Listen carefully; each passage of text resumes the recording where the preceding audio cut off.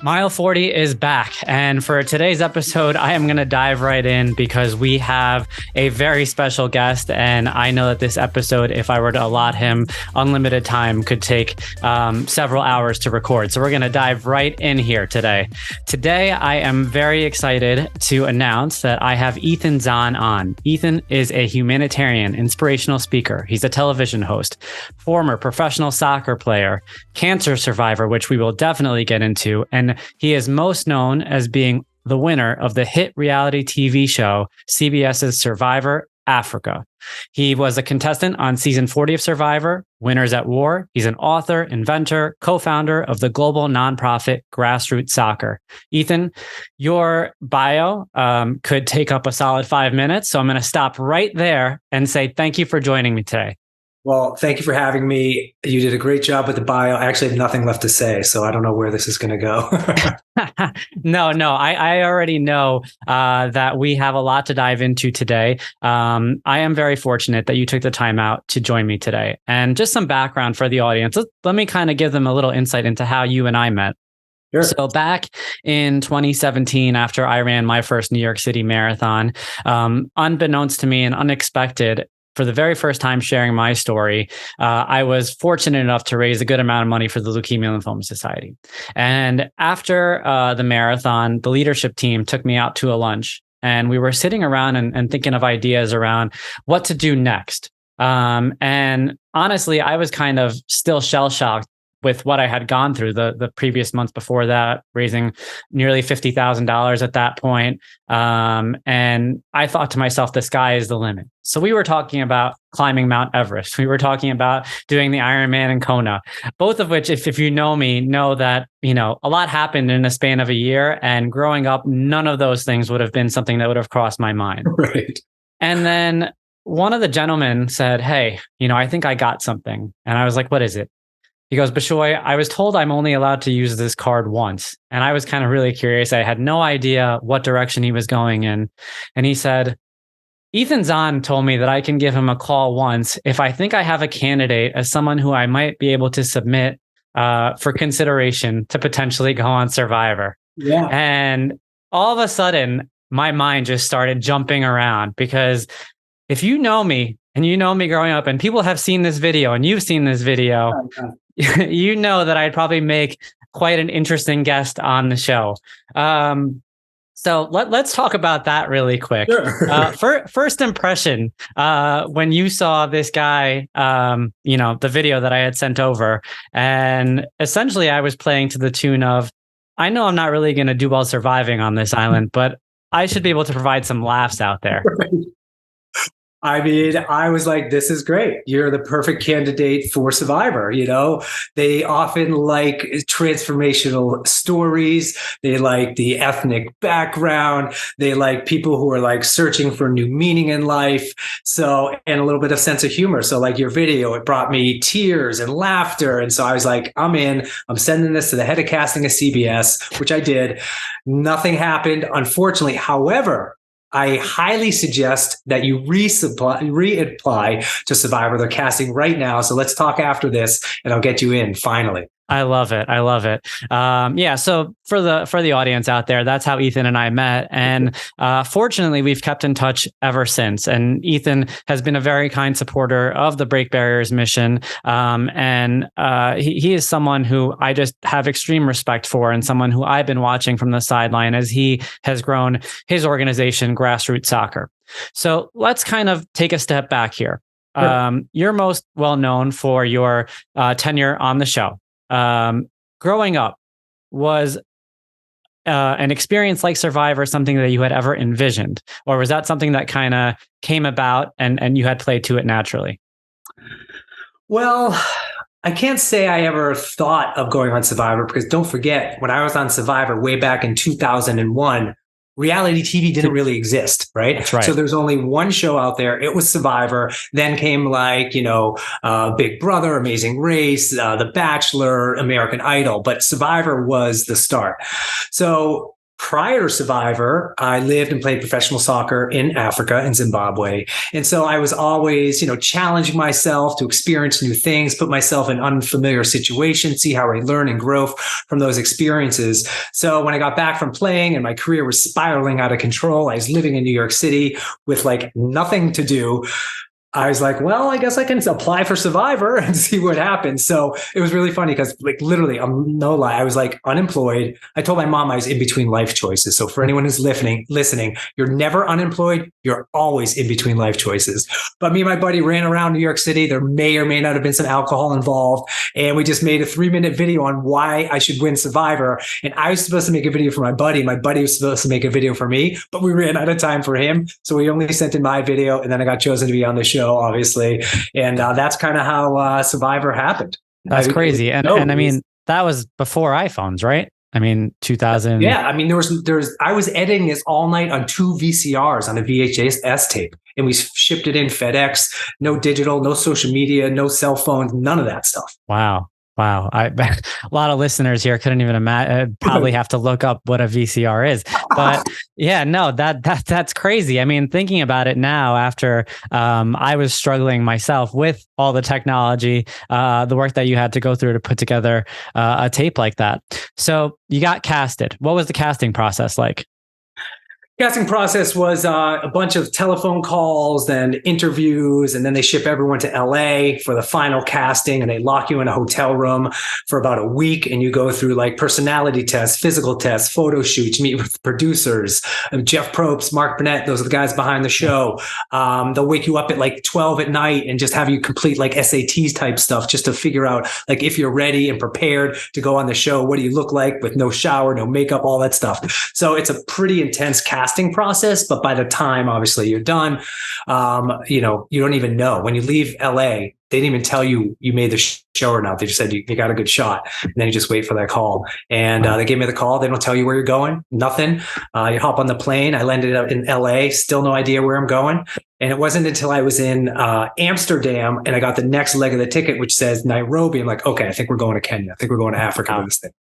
What intrigued you most about a show like Survivor at the time? Was it just kind of doing something crazy, or was there anything that really kind of dug into you? Well, personally, I think Survivor, I watched the season before my season 2 Australia. It's the perfect game. It's a game that touches on every part of you as a human being: mental, physical, social, spiritual, environmental, financial. And then to do this on the world stage with millions of people watching was something I enjoyed. That the challenge part of it, the relationship building part of it, the pushing your body to the limit. No food, no water, no shelter. You're doing that all yourself. And so for me, like Survivor is like, it's a game of relationships. It's how you interact with the other people that determine how well and how far you go in the game. So I enjoyed the challenge of it. Like I said earlier, like putting myself in new and unknown situations where I'm forced to grow as I respond to these new challenges was something that I thrived on. In soccer, as a goalkeeper, right? So like everybody either loves you or they hate you. There's nothing in between. In the pressure and the stress, that's what I get off on. And so to be able to go play Survivor, the money was intriguing, but for me, it was the experience and the challenge of making it through 39 days in the middle of Africa. And so that's what excited for me. And listen, like the money's going to go, but the title of Survivor Africa Champion, that will never go away. And so that's what excited me to go on the show.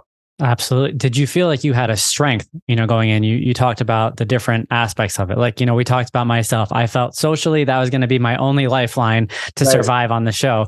Did you feel going into the show that perhaps that, there was something in particular that maybe distinguished you amongst other contestants? I mean, to be honest, I had every intention to being an evil, backstabbing, slimy little pig to get ahead in the game, right? I absolutely love that. But when I got out there and you take away food, you take away water, you're tired, you're hungry, you're thirsty, your true person comes out. Yeah. And what was left on the inside was that wasn't who I was.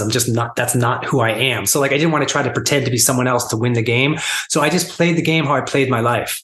And so for me, I played like the assistant coach role out there. Like everyone hates the head coach. Everyone loves the assistant coach. So the head coach, this guy named Lex, would complain to me about all the other players. All the other players would complain to me about Lex. And then I just filter that information and spit it out. So like having experience playing professional soccer, adapting to new environments, working within a team environment, yet like the end goal for me is to be the last person standing. So to be able to like manipulate and navigate and adapt is something that I felt comfortable with. And just being kind of like a likable dude was really kind of what I was going for. And it worked out in my favor.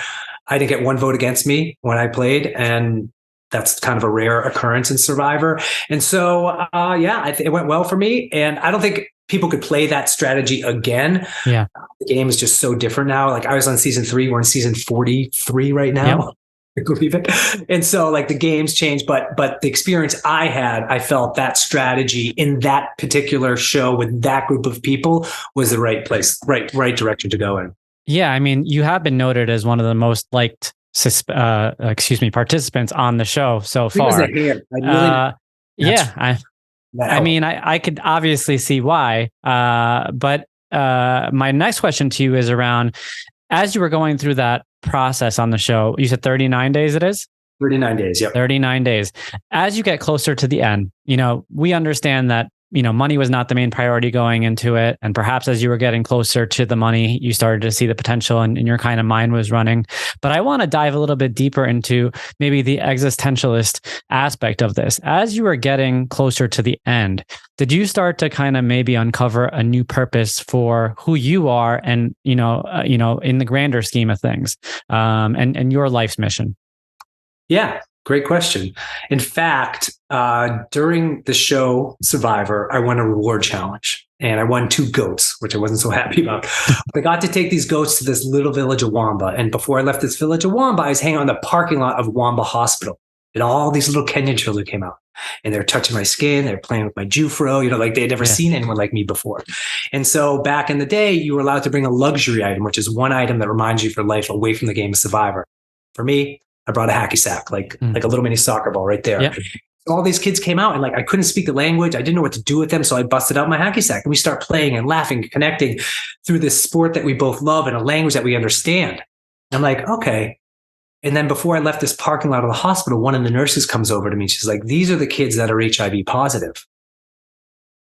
Wow. Like here I am in the middle of this game, this cutthroat game of Survivor. And I had that real life experience. So it was at that moment I decided, okay, if this goes my way and I end up doing well in the show, I want to do something good with the money and the platform and whatever this silly reality show brings me. So I ended up winning, get home from the show, met up with some of my soccer buddies of mine. And that's kind of when we started Grassroot Soccer. I used the winnings to co-found Grassroot Soccer. So the money was important, but my mind shifted from less of my own, I don't buy a car, go to Vegas, sure. Strippers, gambling, all that stuff. Like you think a 27-year-old kid would want to do. So when I got back, my philosophy in life kind of switched and I wanted to use that money for something good. And I think that stems back to when I was a youth, because when I was 14 years old, cancer came into my home and it took my father away from me. And so growing up, I appreciated early on in life, I think, the value of community. Like this is a time where I just wanted to go into my room, not come out and play or talk to anyone, but it was my friends, my soccer player friends, my family, the Jewish community around me. They're the ones that reached out. They're the ones that embraced me. And I mean, the same thing, like when you're going through cancer, the community and the love and support around you for me was beautiful and overwhelming. And so I just wanted to pay it forward a little bit. Like people helped me during my time through my dad. I had a really interesting experience playing soccer in Africa where a couple of my friends got sick with HIV, kicked off the team, lived the end of their life in a really horrible, lonely way. And then I was on Survivor and got a big pot of money and a big platform. So how can I bring all these things together to create change in this world? And Grassroot Soccer was the answer. And so these other guys that I met up with, Dr. Tommy Clark, Kirk Friedrich, Matembe, and Lovu, we'd all played in Africa together. And so we just started this organization. And so from a little reality show, we started with 7 schools in Zimbabwe.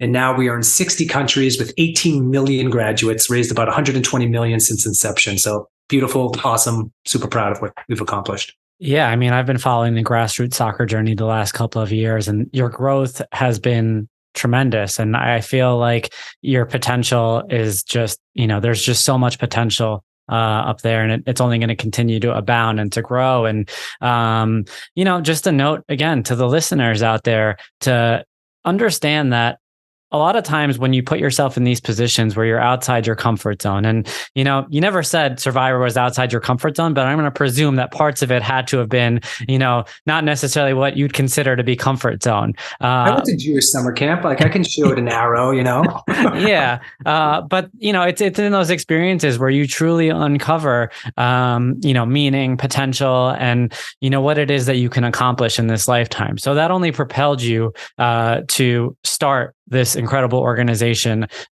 which again is only going to continue to grow and abound. So I just kind of want to ask you a couple questions with regards to soccer and the role that it's played in your lifetime. When did you start playing? I started playing probably when I was around 6 years old. I got two older brothers. They'd stick me in the backyard and they just blast balls in my face. And so naturally I had to protect myself. So I ended up being a goalkeeper. So that's kind of how I started playing soccer. And then you played all through childhood, like into high school? Childhood, high school, college. And then I really didn't have hopes of playing professionally, but in college, I was a marine biology and pre-med major. So post-college, I moved to Hawaii, a lot of water there. I'm bound to find a job in marine biology. Not the case at all. I ended up cleaning toilets and making beds in a youth hostel in Waikiki, because you got free health insurance after 60 days. But there's an advertisement in the local paper saying, new professional soccer team, the Hawaii Tsunami. It was just a PR stunt to get people to pay attention. But I showed up for tryouts as a walk-on and I made it as a backup goalkeeper. And I'm like, screw med school. I'm going to play soccer for the rest of my life.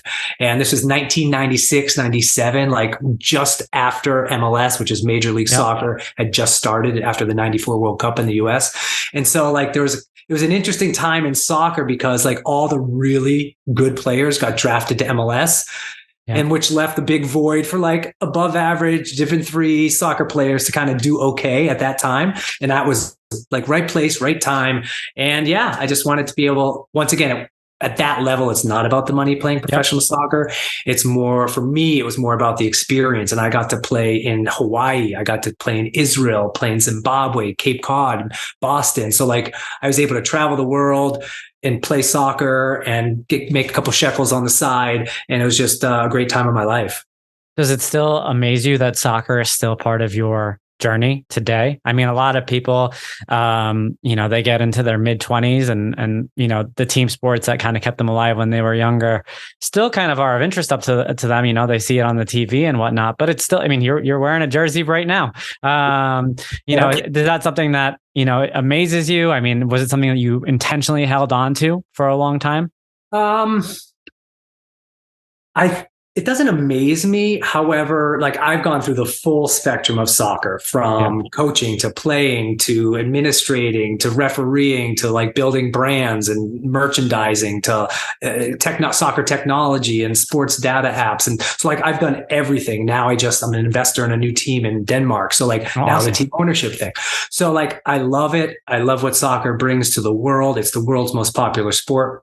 You saw we just got through with the World Cup. Incredible month. So I'm not surprised. I'm inspired that I can still have it be such a huge part of my life. And obviously Grassroot Soccer, using soccer to deliver health interventions, for me is really the pinnacle of everything that I've worked for, this part of my life.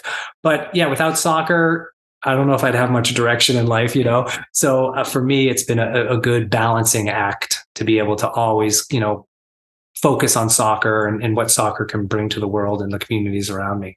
I got to ask, were you team Messi? I was team Messi. I was team Messi towards the end, obviously, but I was an underdog. I love the African teams, Morocco did great. We had, Ghana, Tunisia. So I was rooting for the African teams and I love the underdog. So I love it. It's really cool to see, your journey just continued to come full circle with regards to, the role soccer played in your life as a youngster, to the lessons that you learned, as your dad was diagnosed and going through his treatment, and how you applied it, those lessons on the show and after the show. And I feel like, you're just a living, breathing example of the application of the growth mindset, taking what you've learned and applying it in every step of the way. I want to keep the conversation going now with regards to what happened after the show. So you get off the show. Correct me if I'm wrong. The prize was $1 million, and then you began Grassroot Soccer. What happened in the years after that? A lot of partying. A lot. Yeah, I imagine. Ethan's a fun dude. $1 million, New York City, single. Yeah. It was awesome. But so I said yes to everything. I was like, okay, this reality TV bullshit's got an expiration date. I want to get in. I want to maximize it. I want to have as much fun as possible. When it's over, it's over. And so there was a lot of that going on, However, to give everything that I went through some purpose and meaning, Grassroot Soccer. So like I would show up anywhere as long as I could wear a Grassroot Soccer t-shirt or talk about Grassroot Soccer. So for me to add like some legitimacy to what I went through on reality TV and bring it back to reality, if you want to call it that way, made it worthwhile for me. And so yeah, that's what happened after. And then if you kind of for navigating towards where I think we're going is so 2004, I played again, Survivor All-Stars, did Amazing Race, Fear Factor. I did everything I possibly could. And then unfortunately in 2008, I just completed Guinness Book of World Records. I dribbled a soccer ball from Boston, Massachusetts to Washington, D.C. And then I was diagnosed with a rare form of blood cancer called CD20 positive Hodgkin's lymphoma. And that's kind of when the whole cancer journey began. Got it. So we're going to dive right into that, but I just want to take a quick pause. That Guinness World Record, I think I read, was about 550 miles. Is that correct? It is. It's been broken like the next day. So, wow. All right. Well, I mean, for the audience out there, soak that in because he said it so casually and just casually dropped it in. One day he is chugging along 550 miles with a soccer ball. And then shortly thereafter, he gets this cancer diagnosis. Let's talk about December 1st, which is World AIDS Day, 2008, diagnosed April of 2009. Wow.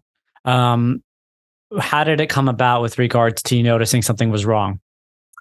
Well, my presenting symptoms was itchy skin. I had debilitatingly itchy skin with no rash. Like when you get a mosquito bite and like you can itch it and you're like, oh, feels so good. That never happened. It was like you could never satiate the itch and it was permeating from the inside out. So I'm like, something's going on here. But it took me 4 months and lots of doctors to actually figure out what was going inside my body. And it wasn't until a swollen lymph node popped out of my neck and they found a 6 centimeter by 12 centimeter mass in my chest. Wow. And so that's when, obviously things got pretty gnarly. And at the time, were you with your girlfriend at the time or were you single at the time? I was with a girl at the time. I'm not with that girl anymore. Yeah. I was going through this with a girlfriend in New York City, families in the Boston area. Yeah. And how did you handle the initial diagnosis? Well, to me, my only connection to cancer was through my dad. So to me, cancer equaled death. And so I was extremely petrified and did not have a great reaction. However, on the flip side, like I'm an athlete, I got the athlete's mentality and I'm like, okay, this is another challenge in my life and I'm going to beat this thing. So that was kind of, how I kind of flipped the switch on it. And I, luckily I had an incredible support group around me. I had been on Survivor. The news broke. Obviously, lots of incoming love and admiration and support and everyone wanting to help. So I'm incredibly fortunate that I had that experience. On the flip side, it was pretty difficult to go through cancer in the public eye and kind of an interesting take on culture and American culture. I've never been as famous as I was when I was sick.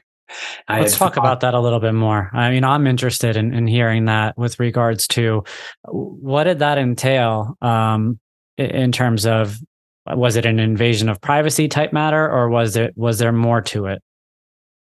Well, I don't think there was more to it. I just think people like either a underdog story or like death, right? Yeah. So like that's American culture. So, like I said before, I had this incredible head of hair, and like I was fit, and I was a soccer player and Survivor winner and champion. And I think people just wanted to get that picture of me bald in a walker with a mask and gloves. Like that's what they were looking for. That makes money. That sells magazines. Yeah. This is 2009. Yeah. So you do talk a lot about storytelling. And so for me, I wanted to take control of my own narrative. And so I went public, and I needed to get out before anyone else got out before it. And so whether that was a choice I wanted to make or I was forced to make, I made that choice. I didn't know what would happen if I opened my life to complete strangers all over again, but it was a great choice. I ended up sharing my story with People magazine. So I had back in the day, a vlog, if you can believe it.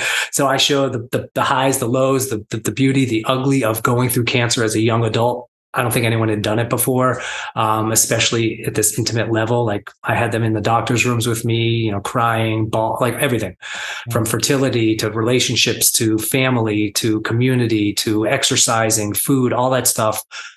I was sharing my story. And what was interesting was the feedback I got was overwhelming in a positive way. And I collect people. I'm sure you're in the same way, like putting your story out there, you get people coming at you. And so like, since I've been public, I mean, I can't even count. I'm at 50, 60 people who've reached out to me, said, because I saw you here, or this interview there, or Katie Couric there, blah, blah, blah there. I had that same itch. I went to the doctors. I got diagnosed earlier. And so playing some role in helping other people get diagnosed earlier, or helping them manage their cancer care, has made it worthwhile for me to talk about my story. Yeah. And something I learned is that, like, I kind of live my life these days by like making sure to never let a crisis go to waste, because it's an opportunity to do some really important things. So for me, in the middle of my nightmare, in the middle of this cancer diagnosis, sharing my story and focusing on the plight of other people helped me heal. Yeah. And that's like scientifically proven, like focusing on the challenges of other people helps you heal as a human being. So if I could do this in the middle of my nightmare, it would be a distraction of my reality, of my own situation, a cathartic kind of recovery, and I'm helping people at the same time. And so that was kind of how I used that horrible moment to make a great moment for a lot of other people. I couldn't agree with you more. And the beauty of it with someone like yourself and other people who have gone through similar situations is they don't ever look back on that decision to kind of invest in other people during that time. And I think it's one of those things that once you do it, that's it. And you've been doing it since, and you're probably going to continue doing it until you're no longer here, because it was such a turning point in your life. At first sight, it could seem like it's for the worst, but looking back on it now, you can see the positives that have come out about the way that you approached it. I want to be clear that it might not be for everyone. Listen, I'm not trying to force people to like go public and share their story. If that's not your thing, that's not your thing. I get it. And I also want to make note that like, I'm in a really lucky, fortunate situation where I have been on TV. I have a following, right? So I would say it's different than the average person, sure. But I want like one person or a group of people can do big things in this world. You don't have to have been on Survivor, have millions of dollars. Like every little bit helps. Like how cool is it that there are complete strangers out there like yourself, running marathons, doing triathlons, selling cookies to raise money for cancer research that funded a drug that helped save my life. Yeah. Right. To me, that's inspiring. That's what it's all about. And so like, if you're ever wondering where your money's going, like it's inside me, it's inside you, right? Like we are living proof that the work that these doctors are doing every single day is saving the lives of real people. And that's because these real people, strangers out there doing crazy, stupid stuff for cancer and cancer research. And so that is inspiring to me. That's why I keep doing what I'm doing. That's why I show up everywhere, say yes to everything, share my story, and just try to keep pushing these messages forward. Let people know what cancer is really like, right? How long was your battle? With regards to how long were you undergoing treatment? So I was diagnosed for the first time in 2009. I went through multiple rounds of chemotherapy, 22 blasts of radiation, and an autologous stem cell transplant. And it was good for a while. I was in remission for 20 months. And then the cancer came back. I had to do it all over again. And I went on an experimental new drug called, it was a clinical trial. Back then it was called SGN35. It's now called Etcetras from Seattle Genetics. So I went on that. That got me into remission again. So I go on to get my second stem cell transplant, this time using my brother Lee as the donor. And so that was in 2012. And so I'm 10 years in remission. And, for me, just like you, running and endurance sports became my healing, because I was in Sloan Kettering on the 8th floor. I'd watch people run up and down First Avenue. I'm like, fuck, I want to run up First Avenue and I don't want to have to come in here for a freaking doctor's appointment. So about 9 months after my first transplant, I ran the New York City Marathon. I ran the 2011 New York City Marathon while undergoing chemotherapy. And then I ran the 2012 Boston Marathon 10 months after my second stem cell transplant. So I was always like focusing on these goals. And like yourself, little mini exercise goals was the way I got through it. Like, I couldn't walk a block when I was coming out of transplant. So to build yourself up was really, really a hard process. But the way that your perspective gets shaped, after an experience like that, it's hard to express sometimes. And, fortunately for you, you also had life experiences that helped develop your mindset and your approach as an athlete, as someone who was on a show that required, intense application of both mental, emotional, and physical skills. And, it's just a reminder to everyone that it doesn't really matter what your background is. None of us are really safe in the face of cancer. So it's just more around, developing and being open to the mindset to help us kind of counteract those kind of challenges that come about in our lifetime. Yeah. And the mindset thing's huge, man. I'm not saying like you got the whole positivity, like stay positive, like be strong. Like, yeah, it's great. But like this toxic positivity thing is like just destroying a lot of people. There's no data out there that says if you're positive, you're going to survive cancer better than someone who's negative. Yeah. It's just not. So like for me, like, putting this front on where I'm always happy, I'm always strong, I'm always out there just didn't work for me. I was doing it at first, and my mom saw me on the CBS Early Show. She's like, Ethan, that was a great interview, but listen, you got to tell people what it's really like. Yeah. And as soon as I really told them like that, like I'm sad, some days I don't leave the house, I'm throwing up, I'm depressed, I have anxiety, I can't sleep.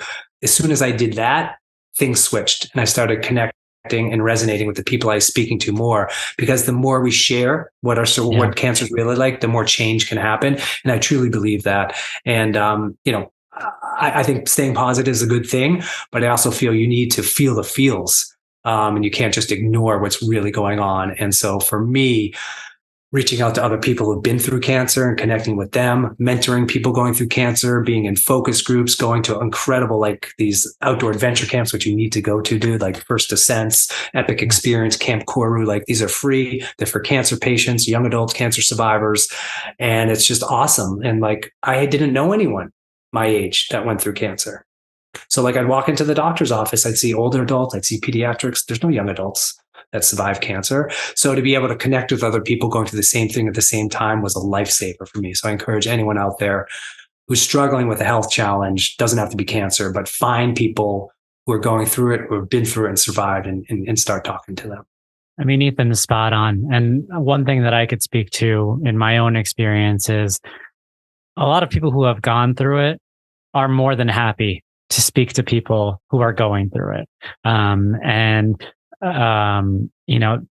It could feel like a barrier to reach out, but take that step. I mean, you will not regret it. And I can say with fair confidence that a healthy majority of the people who have gone through it are there and ready to speak about it and to kind of give you the support that you need, because it is a very intimate experience. And, to your point, Ethan, when you were talking about your mom after that Good Morning America interview, nothing speaks truer than authenticity. And when you have a following, your followers know when you're not being authentic.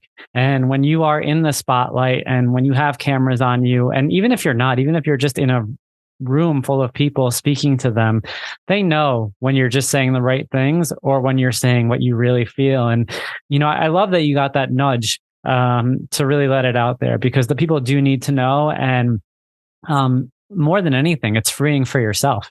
There's nothing that's going to unleash your own comfort and freedom than just being your own authentic, true self. And so I just kind of wanted to point that out. Yeah. And just to build on that, like my obviously my family and friends were incredible, but they're biased. And, there's this like I've never been loved so much, but felt so alone because they just don't know what it's like going through what I went through. So there's incredible organizations out there like Immerman Angels. There's a new technology called Cancer Buddy out there. I encourage everyone to hop on it if you're a survivor, if you're a caregiver, or if you're going through treatment, because basically, I mean, if for lack of a better word, it's like Tinder, but for connection and not love. So I filled out, I'm 35 years old. I had lymphoma. I'm a soccer guy. I'm Jewish. Like I have a girlfriend. They paired me up with a guy who's 35 years old, Jewish, blah, blah, blah, who had survived, and I could connect with him. And whether it's on the internet or text or video, like you can be anonymous, you can be present. So for those people who are a little bit nervous to reach out and engage with other one, like these are great options for you. And I always give the example because like I was plagued with anxiety to the point where like I couldn't leave the house post cancer. Like cancer was easy for me to go through it. Not a problem. When a doctor tells you to do something, you'll die, you do it. But after cancer, when like everyone disappears, I got a pocket full of pills and I'm trying to pick up the pieces of my life. That's when shit got hairy for me. And so I always like, imagine if you have a beach ball, right? And you're playing on the beach and you're trying to keep the beach ball underwater, you sit on it, you're laying on it, but there's only so long you can keep that underwater until it starts popping up in weird ways. Like it's the same with like your emotions, and it's the same with your feelings. Like if you keep them locked up down inside, they're just going to bubble up in weird, horrible, destructive ways. And that's what happened to me. So once I started opening up and sharing and talking to a shrink and connecting with people on Cancer Buddy and just my world opened up, and I could start living a life I was proud of. Yeah, I mean, you answered my next question because I did make note of the fact that, you know, your post-cancer period was one of the tougher periods that you had gone through. And to echo what Ethan was saying, I'm on Cancer Buddy, and I also suggest that you guys check it out. You know, if you know of someone who is going through an experience and is looking for someone to link up with, kudos to you. Ethan was the one who brought it to my attention a couple of months ago, actually. And so I definitely recommend you all to check it out if it's something that could be impactful for you. You know, I want to be cognizant of time, Ethan. I want to talk a little bit about, you know, your overall mindset today. You've been through so much. I mean, more than, you know, the average person for sure, with regards to experiences and the ups and downs of, you know, just being on a platform the way that you are, and going from winning a show back in the day when, to your point, reality TV had just gotten started. I had to feel that you had to do a lot of work to keep yourself grounded as an individual. I could be wrong, but just based on what I know about you as being, my brothers, because yeah, I mean, you are extremely humble and down to earth and just really cool. And, you know, again, for the audience out there, I texted or shot Ethan an email 2 weeks ago, and a lot of my guests take a little bit of time to sign up. Ethan was signed up in a week with regards to getting on the show. And it just tells me that, not that he has free time, but that he's just down to earth and cool and just like willing to help the cause. You know, what kind of potential self-work have you been doing over the last couple of years to keep yourself grounded? Well, there was a time where I wasn't grounded. And so understanding where I was and where I am today is like night and day. And, you know, the TV world does a number on you, and, you know, you get caught up in it a little bit. But I do think, you know, going through a challenge in life, whether it's a health challenge, mental health challenge, physical, whatever it may be, I think that kind of brought me down to reality a little bit. And, you know, I was brought up in a great household, you know, learned great values growing up from my parents and my religion. I'm not the most religious guy in the world, but just having that upbringing was helpful. And like I said, like I truly believe that, you know, being selfless and helping other people is good for anyone in life. And I think that's kept me grounded. You know, I understand the value of reality TV. I understand like it's really silly, but it's fun. People love it, but it's also like, it is what it is. So like, I didn't get, you know, I really want to get too caught up in that. But for me, just like being some form of conduit to making the world a better place, keeps me grounded. I've traveled a bunch, met a lot of different people around the world, met some real assholes and some incredible people. So I think I'm a good people person. I enjoy learning about other people. I enjoy sharing my story, helping others. And I just think all that combined, helps keep me a little bit grounded. I love that. And like I said, I got 2 older brothers who keep me grounded. They'll knock me down and pop my freaking big head any day of the week. Plus my wife. My wife is like, dude, come on. I think you're a lot better than you really are. You're just some freaking 50-year-old former reality, B-list, D-list celebrity. So get over it already. Nothing like a wife to put you in your place. I could speak to that for a whole episode. That's awesome. Ethan, I want to say thank you so much. Honestly, it's been such a pleasure having you on today. This is going to be such an incredible episode for the guests out there, for the listeners. Your story is just so distinguished, and it really offers a perspective that hasn't been shared here before. We did have one other reality show contestant on the show, and Jason Tardik, who was on The Bachelorette. And he came off, he's written a book since then. He's got a podcast. It's called Trading Secrets. And similar to you, his experience on the show really kind of impacted his perspective in a positive manner. And, that's something that certainly unites you two as former reality TV stars that have come on the show.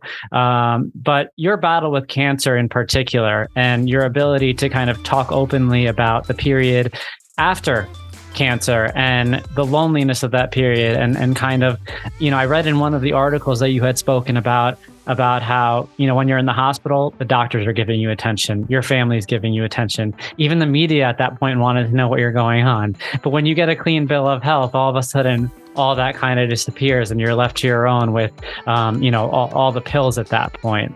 And to see the way that you've kind of taken your journey, resurrected it, and, intentionally gone about your mission of helping others. Everybody out there, please check out Grassroot Soccer. Everybody out there, make sure you look up Ethan and, help out the organization, because it's certainly headed toward a very positive trajectory. So thank you, Ethan. Really appreciate having you on today. I just want to make note, listen, we are part of the same tribe here. What you've been able to do with your book and your marathon campaigns and your fundraising, that is unbelievable. So all of us working together, helping other people, is just a beautiful thing. And I just want to congratulate you for everything you've accomplished, and being brave enough to share your story without knowing what's going to come back at you. And it looks like it's been a positive experience. And so I just encourage you to keep doing what you're doing. And I look forward to see where you end up one day, maybe on an island with Survivor then, right? We'll see. We'll have to take that conversation offline. We'll take that offline, right? Thank you.